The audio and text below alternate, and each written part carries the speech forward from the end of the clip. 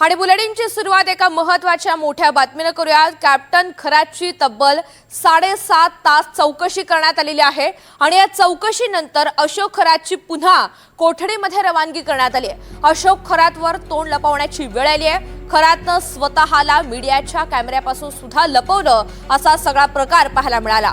सीटवर अधिकाऱ्यांच्या पाठीमागे लपल्याची ही दृश्य एनडीटीव्हीच्या कॅमेऱ्यात कैद झालेत।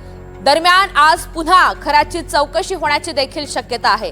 काल तब्बल 7.5 तास त्याची चौकशी झाली आणि या चौकशीनंतर अशोक खरातची पुन्हा कोठडीमध्ये रवानगी करण्यात आली आहे। मात्र खरातनं स्वतःला मीडियाच्या कॅमेऱ्यापासून यावेळी लपवलेलं आहे।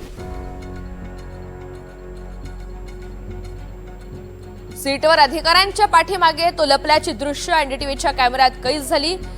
7.5 तास चौकशी पूर्ण झाल्यानंतर जेव्हा माध्यमांची ही सगळी तिथे लगबग होती त्याच वेळी मात्र खरातनं या सगळ्या माध्यमांपासून आपल्याला लपवण्याचा प्रयत्न केला।